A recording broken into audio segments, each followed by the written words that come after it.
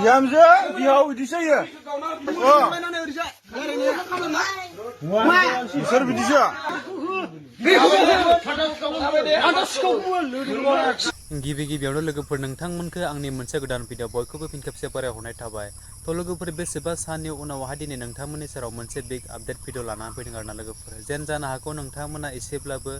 सोरनिबा चेनेलनि गेजेरजों नङाब्ला फेसबुकनि दारै नोंथांमोना बे मोनसे भिडिअखौहाय नुखाबायबो जानो हागौ ओरैबायदि मोनसे लाजिथावना बाथ्रा आरोना लोगोफोर माने बिहामजोआनो बिहावजो बेफोरबायदि माने खालामलायनाय आरोना ओरैबायदि थ' जियानो जा लोगोफोर गिबियावनो नोंथांमोननि सेरावहाय बे भिडिअनि क्लिपखौ आं दिन्थिलांग्रोदि नोंथांमोना ससे नायनानै लाग्रो बिनि उनाव फंनैसो बाथ्राखौ आं शेयार खालामगोन आरोना लोगोफोर थ' नायलांदो बिदिब्ला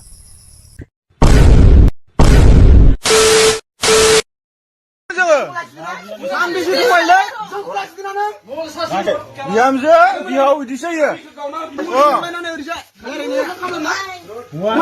Sir bidisa. Sir bidisa. जों नाहरगासिनो Hwnna. दासो दखना बिदिसो गाबोन Hwnna.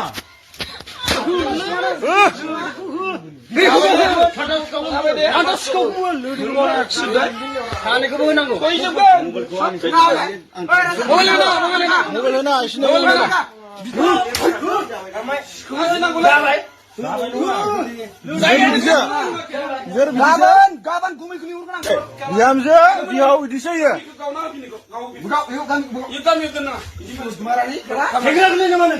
थ' लोगोफोर नोंथांमोना भिडिअनि क्लिपखौ नुखाबाय नङा होमब्ला ओरैबायदि मोनसे लाजिथावना मोनसे गोदान आपडेट भिडिअ जालायबाय जोंनि बर' समाजनि गेजेरावहाय बबे खान्थिखौ लानानै बबे आयेनखौ लानानै बबे मा गोसोजों मा इन्जयखौ लानानै बिथांमोना दिनै गावनि बिहामजो बा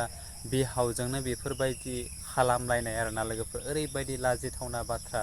नोंथांमोना मा सानो लोगोफोर बयबो कमेन्ट खालामबानो जाबाय आरो बे जाथाया बबे जायगायाव जादों आं बांद्राय मोजां मिथिया दहाय फुङाव आं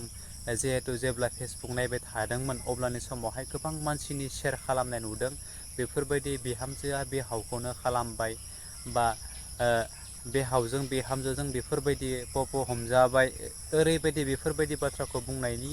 भिडिअखौ लानानैहाय शेयार खालामनायखौ नुबाय आरोना लोगोफोर बेखौनो आं नोंथांमोननि सेरावहाय फंनैसो बाथ्राखौ शेयार खालामनो होनना सानदों लोगोफोर जाहाथे जोंनि बर' समाजाव मा साननानै बेफोरबायदि जाथायखौ बिथांमोना गले गले लाबोदों जाहाथे जोंनि इयुन फैबाय थानाय फिउचारनि लाइमोन गथ'फोरखौहाय बिथांमोना मा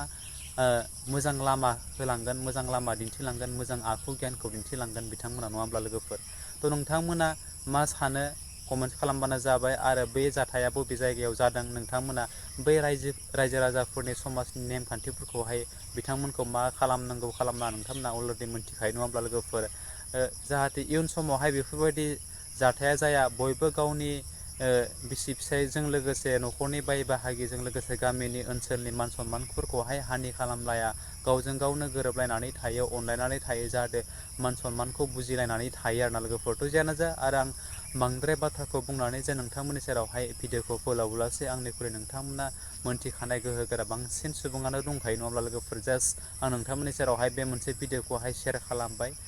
फेसबुकआव गले गले फैबाय थानाय समाव माने एसे उसुबिदा नाङो नालाय लोगोफोर बेफोरबायदि जाथाया माने गावनि फिसाजो बा बिफा बेफोरबायदियानो जुदि बेफोरबायदि सोमोन्दो जुदि जायोब्ला दिनैनि दिनावहाय नङा होमब्ला जों फैबाय थानाय जोंनि इयुन जेनेरेसनखौ जों मा लामा दिन्थिलांगोन होननानै मोनसे गिनाय फैयो बा गोसोआव सानखांनाय फैयो नालाय बेनिखायनो आं नैबे मोनसे भिडिअखौ नोंथांमोननि सेरावहाय बानायथारनाय जाबाय आरोना लोगोफोरथ' जियानो जा नोंथांमोनाव बयबो गाज्रि दा मोनसै आरो नोंथांमोना बे आंनि चेनेलावहाय गोदानब्ला आंनि चेनेलखौ साबस्क्राइब खालामदो लोगोसे लाइक कमेन्ट एन्ड शेयार खालामदो जोबथारनायावहाय बे खनायाव थानाय बेल आइकनखौ दाबायना हारना लोगोफोर जाहाथे बेफोरबायदिनो गोदान भिडिअ होयोब्ला नोंथांमोननियावहाय गिबि नटिफिकेसन सहैनाय बायदि आरोना लोगोफोर स' थेंक इउ स' माच नेक्स्ट भिडिअ फिन खेबसे लोगो मोनगोन बाय बाय